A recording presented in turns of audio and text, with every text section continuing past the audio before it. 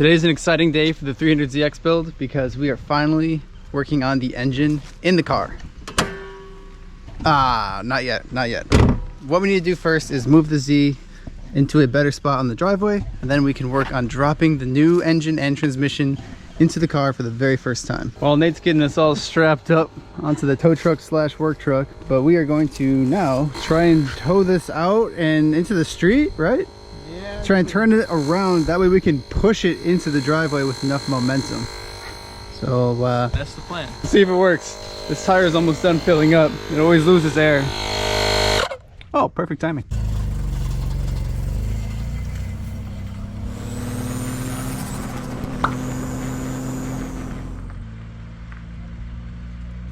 Slight change of plans. We are actually driving down the street to a school to do a U-turn. So this might be unofficially my very first test drive in the car.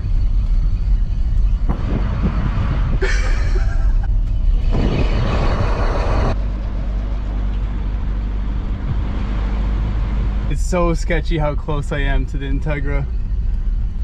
But you know what? This is going by really good.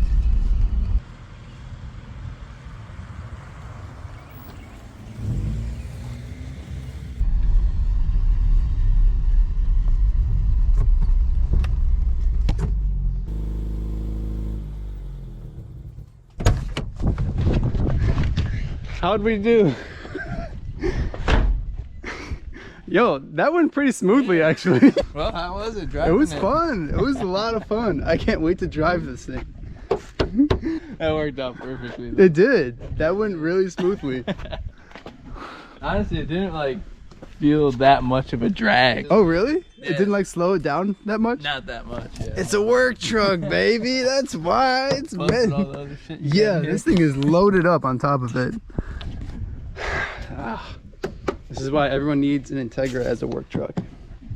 Just tow to Z casually to a school and back. Well, we got the car up here. I think that was the hardest part of the day. Now I'm going to take out some of the stuff from the work truck. What I brought today was the welding gas for Nate's welder, some extra metal in case we need it to make some custom motor mounts, and then just the average tools that we always have. We have this thing fully unloaded now, all the tools and parts out of it. So now we need to move it out of the way because now we have to move the engine and the engine hoist down the driveway and into the Z. Oh, there we go. Before I hook up this engine to the hoist, there are a couple things that I just remembered I need to do on the engine still. For example, number one, I need to delete this EGR port. I could just make a block off plate for it, but I don't have any flat scrap metal here. So what I'm gonna do instead is just weld it shut. Now I'd rather take this little piece off the engine before welding this hole, because I would hate to have slag fall down into this hole, into the intake manifold, and then blow up the engine on the first startup.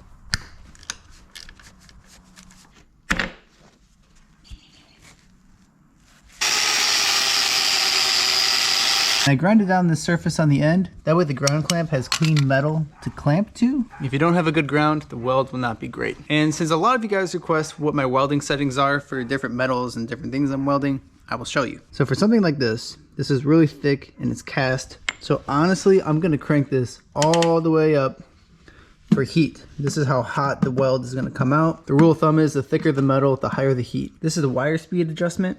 I'm gonna turn this to around 40. I usually stay in the 30 to 45 range. As for the gas, this is the gauge that tells you how much is still in the tank. And this is telling you how much is being pushed from the tank to the welder. So when you open this valve, you wanna open it really slowly. If you just crank it open fast, it kind of slams all these valves in here and could prematurely fail. So open it all the way and then turn it like half a turn. That way it's not bottomed out. So we have enough gas and we have 0 PSI going to the welder. So this is completely loosened and I like to undo it every time I turn off the gas. So when you turn it down, this is gonna push the valve open and allow more gas to go into this valve. Since we're outside and it's not too windy, I'm gonna put it around 15. All right, so I accidentally turned it up too high and it won't go back down because that pressure is already set. So in order to change that, turn the welder on and then just tap the trigger and it will release the gas that's in there. So I went back down, boom, 15.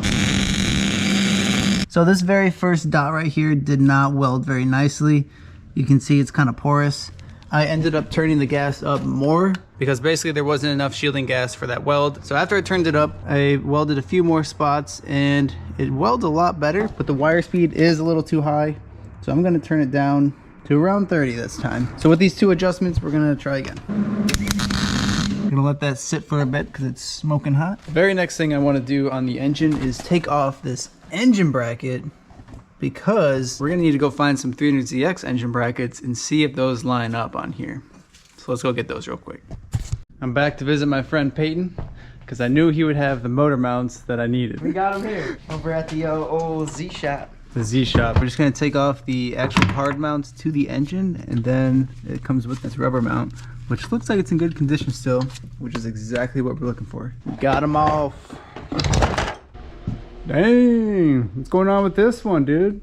Hey, you know, we're starting the beginning, middle stages of the bodywork area of this Nissan 300ZX. We got the couple little dents and we put a little filler on them, nothing too much. But this thing's looking sweet. Do you want to respray mine next? Hey, I'm all for it, man. Bring it to Peyton Paints, we'll get it done. Peyton Paints. Hell yeah. Damn, this thing's still looking good. We on cruising our Z's this summer or what, dude? Oh, we're definitely doing that, man. Well, thanks again for the mounts, man. I don't think these VG mounts are going to line up on the KA.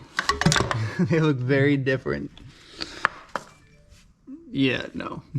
How about this side? No, not at all. Well, with that being said, we're gonna have to modify the KA mount to work. But I do want to try and utilize the stock VG rubber bushings. So we'll take those off of the hard mounts, which are actually aluminum, so I can't even weld to this. And we'll try and see if we can mate that to the KA. I have to take off this hard mount because this lower nut that holds on the stock 240 mount is stripping, and I want to be able to get a better angle at it.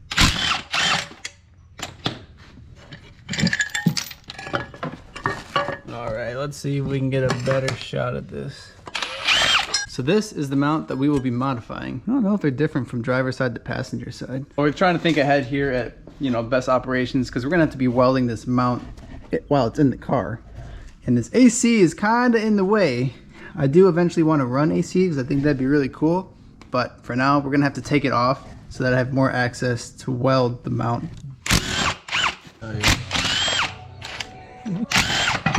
We zip tied this drive shaft yoke into the transmission because there's actually still transmission fluid in here.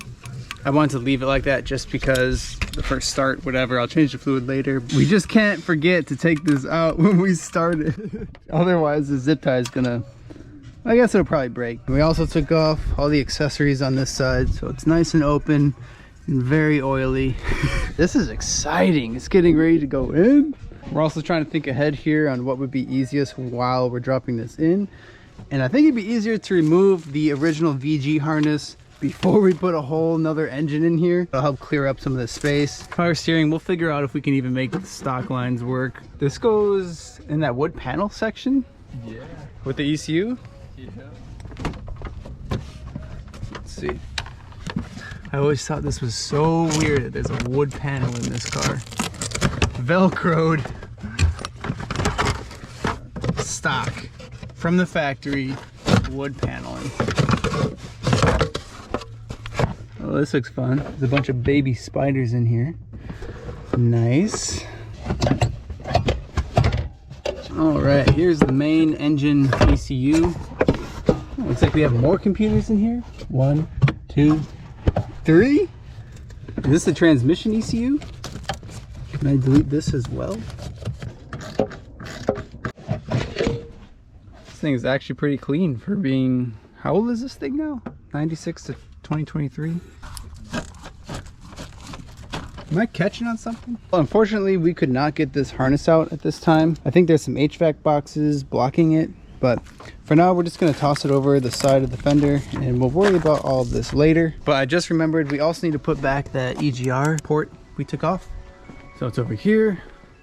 So I'm just gonna wire wheel the surface down that mates to the intake manifold. That way it's nice and clean because there's some old gasket on there. I don't have a new gasket, so I'm gonna use RTV for now. I'm not too worried about that. It should be fine. And then I'm also going to remove the rubber mounts from the stock 300ZX motor mounts and put them on the subframe directly. I'll mount them in a way that they're not cranked down, but in a way that they have some wiggle room in case we need to make some adjustments, just like you'd install any motor into a car. And it is also about to rain. We have these beautiful rain clouds on top of us, but that's not going to stop us from getting this done. Unless it starts pouring, because you can't really weld in the rain.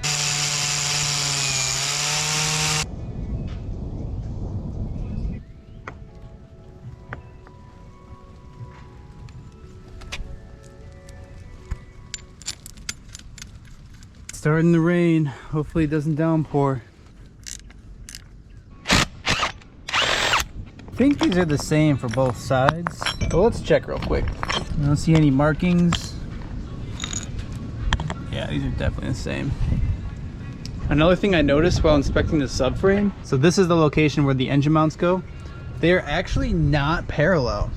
The passenger side, left-hand drive, mount is farther forward than the driver's side. You can kind of see how that's in line with the rack. And this one is about an inch or so pushed forward. That makes me wonder if the KA mounts are offset, but either way, we're gonna have to compensate for that if they are not. Before we drop everything in there, let's make sure that these rubber mounts actually fit into the KA mount. Oh my gosh, it does. And the stud lines up. Did you see it lock in there? Like, dude, what? Oh man, that's gonna be cool. So with that being said, the stud goes on top. We'll have to bolt those on. This side on the other side. Wait, what? How is the power steering mounted here if it doesn't even fit? Oh, it's supposed to be this way, but still. Yeah, so what the heck? It's pouring. Oh, it's hailing.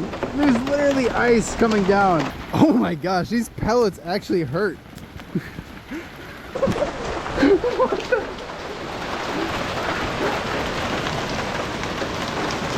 What? Holy crap. This is the worst time for that. Actually, no, it's not the worst time for that to happen. We were almost about to be mid-hoist. Yeah. Sky high in Right? that motor, yeah. Oh man. Hear how hard it's hitting the car? Seriously.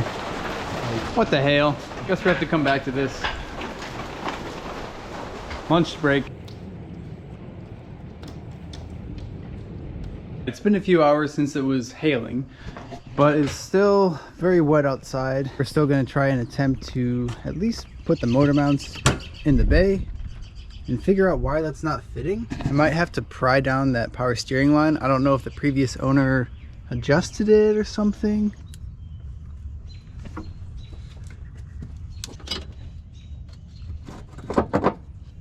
Ah, just a little bit more. Dang, the whole rack flexes. This thing definitely needs new bushings. We put the car up in the air so we can put jack stands under it and then get to the motor mount bolts from the bottom. But I just remembered I put the jack stands up on the engine to hold it up. And before we bring it back up, I wanted to change out this transmission mount because it's crusty and blown. It's not even attached to anything anymore. It's completely ripped off. But luckily, I have another package full of more parts. And Nate's work truck storage unit has our trans mount. Or I guess this isn't the trans mount, but this is the cross member brace. Got the master cylinder this time. Then we went with a Nismo transmission mount. The Nismo mount basically looks the same, except that there's more rubber. Yeah, so this is a lot more stiff than the stock one. Crusty. It's still on there. How is it stuck? I thought there was only 2 bolts. Oh my gosh. I never understood why manufacturers put a literal weight on these things. This is heavy. Feel that. Okay. Instant weight reduction, if you ask me. This is a lot lighter. Oh, but it does go on this way. This way, right? Because the studs go to the back. It'll probably be easier to bolt this on first. Yeah. I was just gonna slap this mount right on there, but after looking at how crusty this mounting surface is, I'm actually going to use the wire wheel and clean that surface up because we might as well. We're putting a nice new mount on there. All right, that's much cleaner.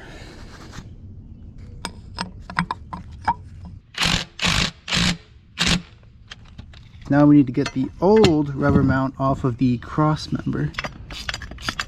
So I was trying to decide which way this cross member trans mount goes, because you can kind of tell these two mounts are not in the center point of these three studs. So I can't tell if it gets mounted in the car this way or this way. But we have another Z here that is manual, and Nate slid his phone under there, and we were able to determine, based on his video, that the bolts are trailing. So the open end with the trailing bolts go towards the rear. So we're mounting this up, and Nate's like, yo, there's an arrow on this. There's actually an arrow that says front. So we were right. That's honestly really nice. A lot of parts do not come like that, but thank you, Nissan. Well, it got a little too dark out, so we are going to resume tomorrow, which is today. And I really wanted to pressure wash this bay because it is really grimy. In the last video we mentioned, we tried reeling out the hose and it was so cold that it actually broke and ripped. So unfortunately, we're gonna have to wait to degrease this at a later time. But we did end up getting this mount in a location that is free. It is close to the power steering line, but it is not touching it when fully mounted.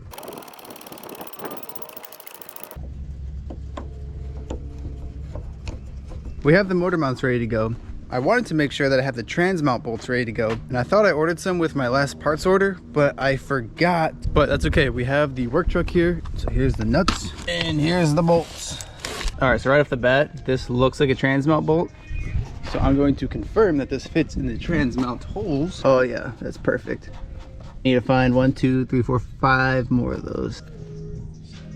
A quick way to check if the threads are the same with a random bolt is you can put them opposite to each other. You can see the threads match up, no gap.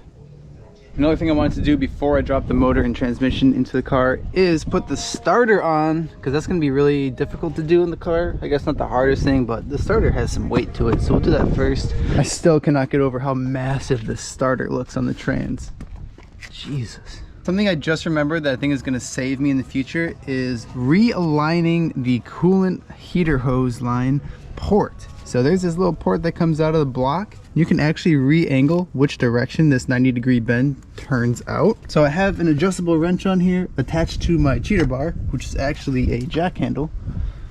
And I am turning this clockwise to point it higher up, because before it was level. And remember, when we were installing this adapter plate, it was hitting, and it's actually still hitting.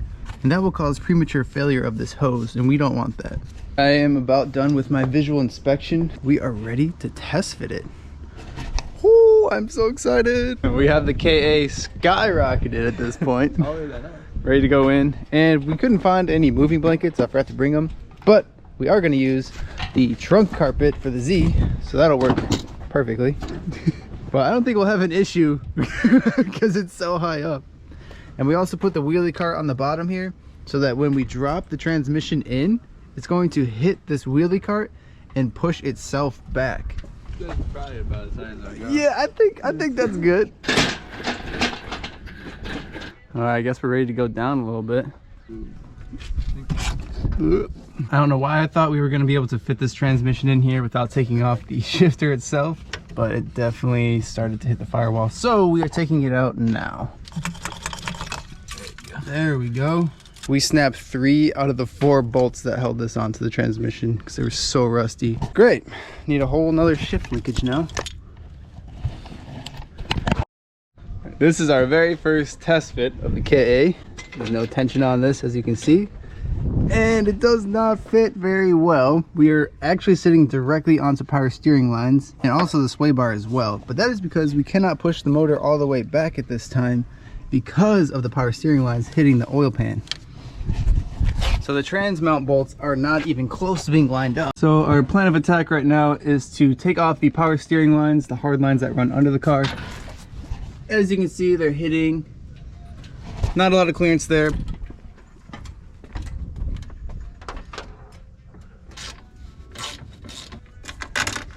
My ratchet just broke. What? Are you kidding me? Do you, what? Look. I'm so bamboozled right now. Oh my god. I've probably had this thing for a solid 2 years. So probably my 5th or 6th one now. Maybe 4th. I don't know. But luckily we have more on deck. So just plug that back in. Go trade this one into the store for free. Lifetime warranty. Ah, much better. Come on. Oh, it's empty. Thank God. Whew. I was not looking forward to power steering fluid being poured on everything. Power steering banjo boat. Well, that was pretty easy actually. Although this is the bigger fitting on the rack, this is actually the return line. May or may not need this later, so we'll keep that. Now we got to get the other side off. This is the pressure line that goes all the way to the pump, which is on the opposite corner of this car. Definitely want to keep these banjo bolts. These are probably going to be hard to find. Push it down. There it is. Okay, we'll take a lot more clearance now. These are pressure lines to the rack, the ones that are on top. I'm hoping we don't need to take those off. We're ready to go back down. Well, it's definitely lower than before. That's a good start. We still have to go back. It's just gonna sit on the subframe, I think. It's sitting. The transmission mount is about level with how high up it needs to be, but by the looks of it, the KA oil pan is already sitting on the rack and subframe. We decided it's time to take off the bumper so we can push the hoist in farther. We pushed it forward a little bit, and the stud actually fell into the hole of this side, but that one's nowhere close. But we're gonna check and see how far the trans mount still is. Not really that Far off on this side. Even with the bumper off, we still are not able to push the engine back as far as it needs to go. It was bottoming out on the bash bar. I've never seen a bash bar have rods that go that far into the frame rail. But wow, look at all that clearance now. Man, I think the oil pan is actually going to come in contact with the subframe. I would much rather notch the subframe than I would the oil pan. I'm going to try my best to get the transmission mounted. That way I can 100% confirm how far in this KA has to be. And then I'll draw some lines in the subframe if it is touching and go from there. I might actually have to lift up the engine higher than it's supposed to be, just so it can go over the subframe and have clearance to go back far enough to mount the transmission mount. Oh, it is so close. This is the driver's side. Actually, this is pushed back too far, and this side is pushed back not far enough. But this mount also is able to move, so we can try and align it. We have our bolts here ready to go. We moved the jack around and ended up finding a way to line up the last couple bolts onto the mount. And yes, there's only 2 bolts on here for now out of 3, but that's okay. We're not clutch kicking the car, we're just letting it sit in there for a second. Basically what we had to do was lift up the front of the engine high enough to clear the oil pan, because the oil pan was resting on the subframe. So I wanted to make sure that we mount the transmission correctly so that we know the distance we need to notch the subframe, which doesn't look like too much actually. Most of it is this extra extendo neck here. Can't see much from this angle. Let's try. Here. Oh, this is the money shot. Yeah. So we need to cut back about 1/2 inch. And with that being said, we also need to remember that the engine is going to be lowered an additional 1.5 inches, because basically the bottom of the oil pan is level with the subframe. At least on the S chassis, that's how it is. It's kind of too high how it is now.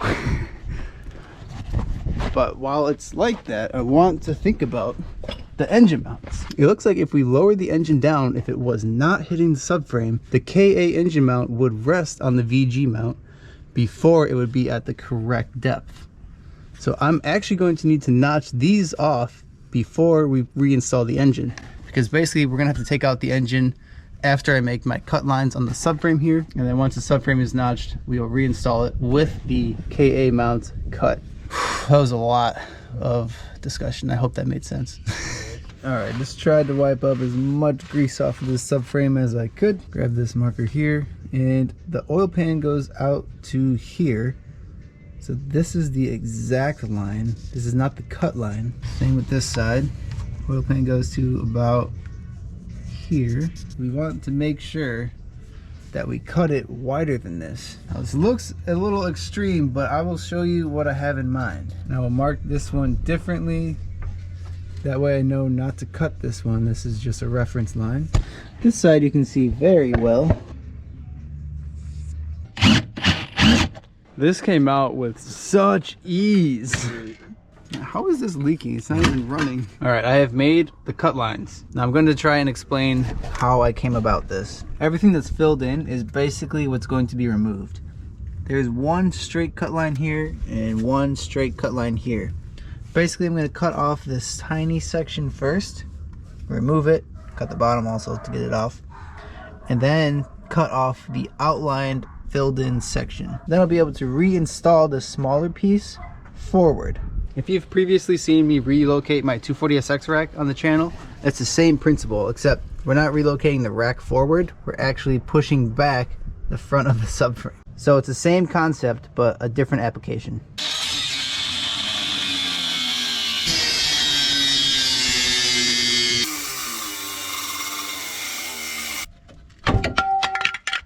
There it is, the first part. Hold up, who's pulling up?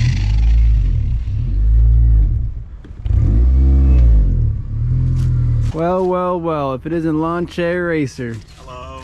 Dude, the new Johns. Dude, new Johns.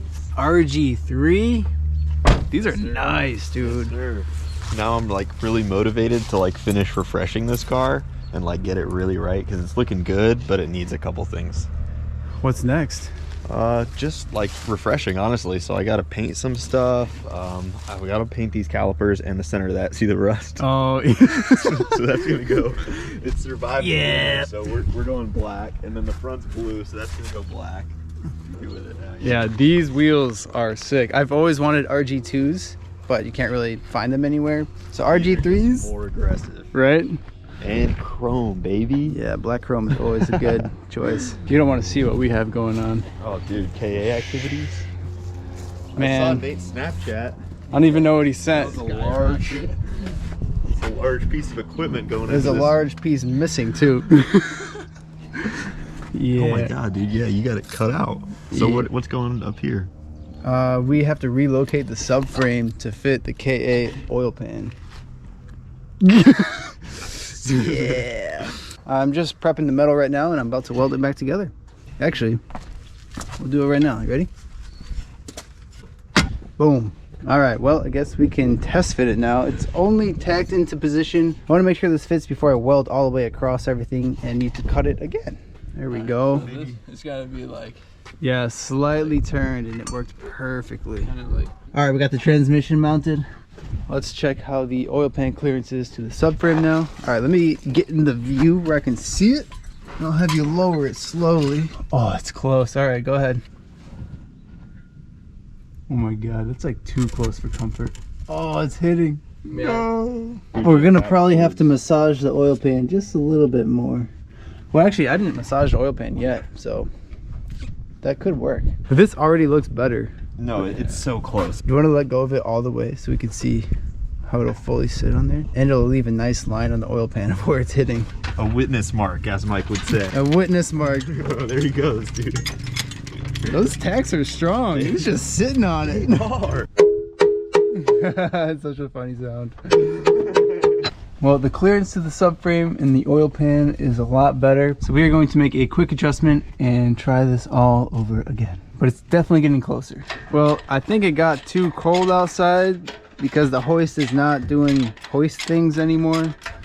Unless this just gave out on us right now. So now we have a whole nother problem to deal with. And I don't know how we're gonna solve this issue.